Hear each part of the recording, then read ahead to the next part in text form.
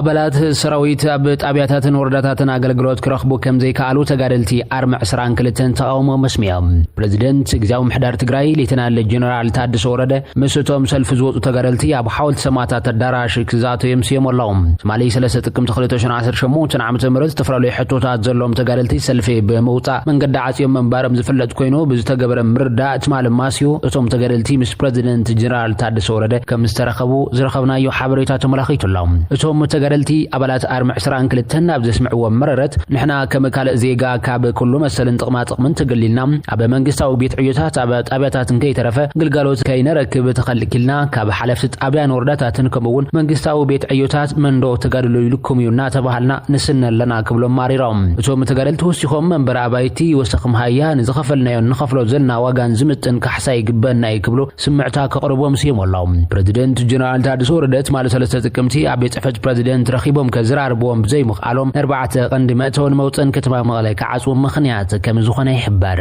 እቲ ፕሬዝዳንት ካብ ቤት ጽሕፈቱ ብምውፃእ ንምኻዳብ ዝፈተነሉ እዋን መንገዲ ዓጽዮም ናብ ሓወልቲ ሰማዕታት አዳራሽ ኣትዮም ከዝራርቡ ከም ዝኽኣሉ ተፈሪጡ ዘሎ ተጋዳላይ ትግራይ ብዘይ ዝኾነ ምልዕ ዓለነ ፖለቲካዊ ድፍኢትን ሓልዋ ክብራ ዓዱን ውሕስና ህዝቡን ምግዳሉን ዋጋ ክወሃቦ ከም ዝግባእ ይግለጽ ኣብ ዘለሎ እዋን ኣብታ ብኽፋእ ጸላት ትግራይ ዓቕሚ ዓመት ብዘይብሉ መሪሕነት ምኽንያት ዝተፈጠረት ጸልማት 2013 ዘይትርሳዕ ጧፍ ኮይኑ ዝተጋደለ ወዲ ትግራይ ድሕሪ ፕሪቶሪያ መጠናዊ ሰላም እኳ እንተረኸበት ዘላቕስ ዕረፍቲ ግን ክረክብ ይከኣለን ዝወፈረሉ ዕላማ ብዝተማልአ መንገዲ ዘይምፍጻሙ ሓደ ፈልፈል ጉሃ ኮይኑ ከም ሰብ ክህልዎ ዝግባእ መሰረታዊ እታወት ማለት እውን ምግቢ ክዳንን መጽለልን ሕክምናን ብግቡእ መጠን ዘይምርካቡ ድማ ካልእ ማሕበረ ቁጠባዊ በደል ኮይኑዎ ቀጺሉ ከም ዘሎ ይተሓቢሩ ዘሎ እዚ ከምዚ ኢሉ እንተሎ ፖለቲካውን ወተሃደራውን መራሕቲ ትግራይ ነዚ ተራ ተጋዳላይ ብዘይምልከት ምኽንያት ናብ እናተጻልኡ ክኸፋፍልዎን ክመናጥልዎን ብምግባር ህይወቱ ክሓስብ ምኽንያት እንትኾኑ ንዕዘብ ብፍላይ ንናይ ባዕሎም ፖለቲካዊ ድሌት ክብሉ ከተኽስዎ ዝፍትኑ ዘሎ መራሕቲ ዓቕምን ብሄራዊ ቁመናን ትትካል ክምህመን ይገብሩ ምህላዎም ብዙሓት ዘሕዝን ኣጋጣሚ ኮይኑሎም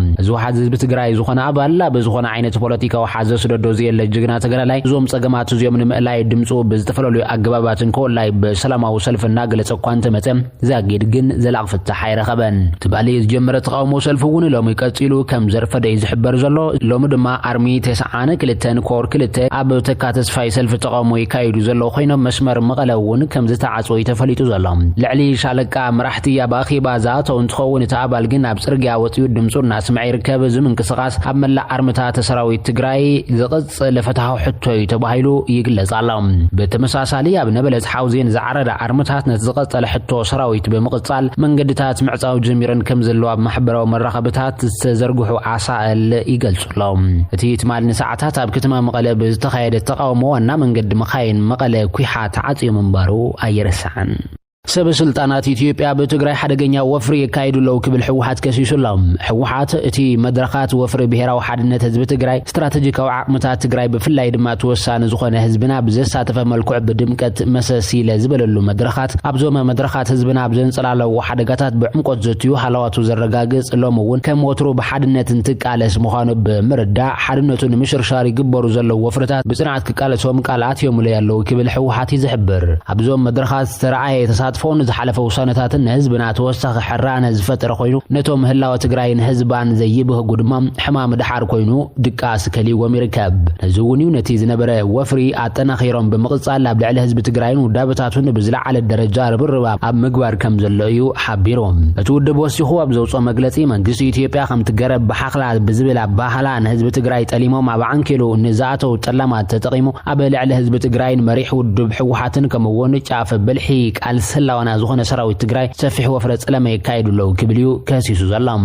እቶም ኣብ መንግስቲ ፌደራል ዝተጠለሉ ካብ ትግራይ ዝኸኑ ሕዝበሎም አካላት ግን ስሞም ይጠርሐን ምክትል ፕሬዝዳንት ግዛው ምሕዳር ትግራይ ነበርን ተደራዳሪ ውዕለ ፕሪቶሪያን ዝኾነ ጀነራል ጻድቃን ምስ ኤንቢሲ ዝተባሃለ ናይ ውልቀ ቴሌቪዥን ብቋንቋ አምሓርኛ ብዘካየዱ ቃል መሕተት ነቲ ቅድሚ 6 ወርሒ ፕሬዝዳንት ግዛው ምሕዳር ትግራይ ኮይኑ ዝተሾመ ጀነራል ታደሰ ወረደ ዝተዋሃቦ ስልጣን ብዘይ ሓላፍነታዊ ኣካይዳ ይጥቀመሉ ከም ዘሎ ይዝሕብር ንሱ ብፕሬዝዳንትነት ጀነራል ታደሰ ወረደ ዝምራሕ كلاي غزياو محدار تግራይ بحوحات ملؤ نملؤ استعبلله حقفاي زيكونه بمبال መንግስታውን ጸጥታውን ስራሕቲ بخيرون ናብ ተخلل مرغعን ሰላምን ጠፊው ከም ዘሎን بمخصاصيو كمعين سقمتي كوسد زطلبام جنرال ታደሰ ካፕተን ክፍጽመን ይሉ ዝፈረመን ሸሞንተ ነጥብታት ሓንቱ ናይ ተግበረን ጻድቃን ግን ሎሚ ሒደት ሰባት ጥራይ ዝብልዎና ተደጋገመን ንስማዕሎን ድምጽ ህዝብ ትግራይ ዝተዓፈነሎን ኩነታት ተፈጢሩሎ ዝበለ ኮይኑ በፍላይ ምስ መንግስቲ ኤርትራ ጽምዶ ብዝብል ዝግበር ዘሎ ምድላት ኩናት ሓደገኛ ንህዝብ ትግራይ ናብ ጥፋት ዝወስድን መንገዲ ከም ዝኾነ እዩ ወቂሱ ነይሮም ኣብ ዝሓለፈ ቀና ብዝፈራሊ ወረዳታት ትግራይ ዝተወደቡ ህዝባዊ ኣኺባታት ኣብ ከተማ መቐለ ከም ዝተኸንበተ ዝግለጽ ኮይኑ ምስ ኤርትራ ተጀመሩ ክባት ክጠናኸራሎ ዝብል ውሳኔ ይርከቦ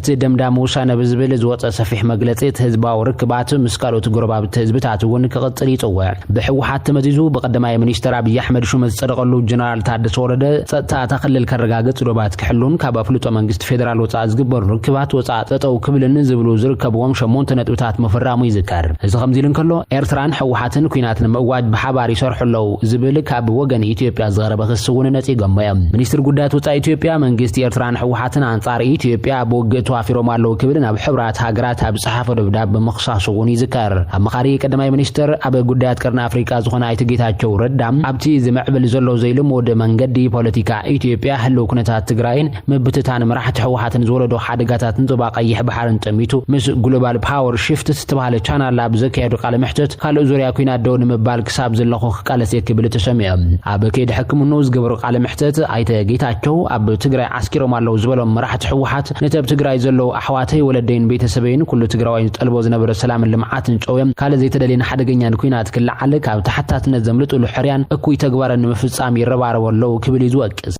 ዋናው ርክብ መንግስት ኤርትራን ሕወሓትን አመልኪቱን ዘቀረበል ሕቶ ዝመለሰ አይትጌታቸው ረዳም ኤርትራ ካብቲ አጋጢሙናሎ ትብሎ ናይ ህልውና ሓደጋን መንግስት ፌደራልን ዘልዕሎ ዘሎ ናይ ወደብ ሕቶን ስጋት ሓዲርዎ ከም ዘሎ ይግንዘብም መራሕቲ ሻዕብያ ብዝኾነ መለክዕቲ ውግእ ኣብ ኤርትራ ክኸውን ኩሉ ሓይሎም ክጥቀሙ ከም ዘሎም ወሲኖም ዝኣተው መራሕቲዮም ንሳቶም ዋዝኛታት ኣይኮኑን እቲ ናይ ትግራይ ገጸ መሬት ኮነ መንእሰይ ሓይሊ ናብ ረብሖም ክጥቀሙሉ ይጽዕሩለው ክሳብ ዘለኹን ድሕሪት ከይበልኩ እዚ ከይሳኻዕ ክቃለስ ፕሬዚደንት ኣብ ዝነበሩ ኩሉ እዋን ዝነበረ ሕቶ ህዝብ ትግራይ ክንድ መመላስ ትግራይ ደጊማ ናብ ዘይተወጸሉ ማዓመቕ ዝወስድ መንገዲ ስለዝኾነ ኩሉ ዓቕምታት ምጥቃም ግድን ኢሎም እቶም መኻሪ ድሕሪ ምግምማዕ ሕወሓት ኣብ ፌደራላዊ መንግስቲ ሃገር ዝተዋሃቦ መዝነት ስዒቡ ካብቶም ብሓይሊ መልጢ ከም ዘወገድዎ ዝንገረሎም ኣካላት ልዕሊ ኮር ተባሂሎም ዝጽውዑ ሓይልታት ጸጥታን ከም ክሓዲ ይጽውዕዎም ሕወሓት ብወገኑ ኣብ ዘውፅኦ መግለጺ እዞም ልእኽቶ ተቐቢሎም ፈቐዶ ሚድያታትን ዩቲዩባትን ዝውዕሉ ዘለው ጠላማት ካብ ናይቲ ማልጌጎም ከይተማሃሩ መሳርሒ ኩሎም አንጻር ትግራይ ዘቕንዑ ሓደጋታት ኮይኖም ኣብ ታሪኽ ትግራይ ጸሊ ነጥቢ ዝገድፍ ብሄራዊ ክሕደት ይፍጽሙለው እዞም መንግስታዊ ስልጣን ትግራይ ሒዞም አንጻር ረብሓን ሉዓላውነትን ትግራይ ዝሰርሑ ከዳዓት ሕዚ ድማ ናብታ ትክክለኛ ደንቦም ምስተዓቀቡ በዋጋ ፍትሒት ጀኖሳይድ ዝተፈጸሙ ህዝቢ ብዓሳቢኦም ከእምኑ ተወሳኺ ጥልመታት ምፍጻም ተጸሚዶም ከም ዘለው ይዝኸስስ እቲ ውድብ እዞም ብመንግስቲ ኢትዮጵያ ኾነ ብዕሱባት ሓሻኽሩ ዝበሎም ኣካላት ዝካየድ ዘለው ዝበሎም ወፍርታት ህዝቢ ትግራይ ዘይገመቶምን ብቐጥታ ይኹን ብተዘዋወረ ሓድነቱን ምሽርሻር ዝግበሩ ወፍርታት እናፍሸለ ዘጸላለዎ ሓደጋ ብርሑቕ ንምትራፍ ዝተመዛበሉን ተሰደዱን ወገናትና ናብ መረበቶም ክመለሱ ኣብ ትሕት ጸላ ዝርከብ ህዝብና ሓራኽ ወጽን ዝተወረረሉ ኣላዊ ግዛት ክኽበርን ተሓታትነት ጀኖሳይድ ክሰፍንን ዝግበር ቃልሲ ካብ ዝኾነ እዋን ንላዕሊ ተጠናኺሩ ከም ዝቕጽል ብውሳነታቱ ኣረጋጊጹ እዮም ውድብና ህዝባውያን ሓርነት ትግራይ እውን እዞም ውሳነታት ህዝብና ክፍጸሙ ህዝብና ሓድነቱ ተጠናኺሩ ህልውኑ ከረጋግጽ ኣብ ዝግበሩ ቃልሲ መሪሕ እጃሙ ክዋጻኢ ድማ ይብል ሕዚ እውን መትከላዊ እምነት ህዝቢ ትግራይን ሕወሓትን ሰላም ይዝበለ ሕወሓት መንግስቲ ኢትዮጵያ ነቲ ህዝቢ ትግራይ ምእንተ ሰላም ዝኸፈሉ ዘሎ ዋጋ ጠማመዝን ብምሃብ ትግራይ ንምህዋኽ ዝገብሮ ዘሎ ወፍሪ ንስምምዕ ፕሪቶሪያ ዝጻባእ ተግባር ብምዃኑ ካብ ተግባሩ ተቐጢቡ ዝቕጽሎ ዘሎ ሰላሕታዊ ጀኖሳይድ ከብቅዕ ብዝኣተወ ውዕል መሰረት ንስምምዕ ፕሪቶሪያ ክፍጽም ይግባእ ክብል ተሓሳሲቡ ዘሎ እዚ መቋረፂ ዘይብሉ ን4 ዓመት ዝቐጸለ መድረኻት መንግስቲ ፌደራልን ሕወሓትን ዳግማይ ናብ ምትፈናናትዮም ውላብ ዘሎ እዋን ኮይኑ ህዝቢ ብኣንጻሩ ግልጋሎት መንግስቲ ንምርካብ ተጸጊሙ ከም ዘሎን መረረቱ ዝገልጽ ዘሎ ኮይኑ ቤት ጽሕፈታት መንግስቲ ዓጺሙ ድማ ኣብ መቐለ ዝሳለጥ መድረኻት ዛዚሙ እዮም ሕወሓት ውዕል ፕሪቶሪያ ይትግበርን ዘሎ ጥራይ ዘይኮነስ በመንግስቲ ፌደራል ነጋሪት ኩናት ይስማዓሎ ክብል ዝኸስስ ዘሎ ኣብዚ እዋን እዚ ኣብ መቐለ ሓዊሱ ዝተፈላለዩ ከባብታት ትግራይ ውድባዊ መድረኻት ይካየዱሎ ብዛዕባቶም ብሕወሓት ተጸውዕ ኣኼባታት ተመልኪቱ ርእይቶ ዝስማዕ ዘሎ ኮይኑ ብፍላይ ድማ ናብ ዘየድሊ ጎንፂ ከየምርሑ ሻቅሎ ተፈጢሩሎም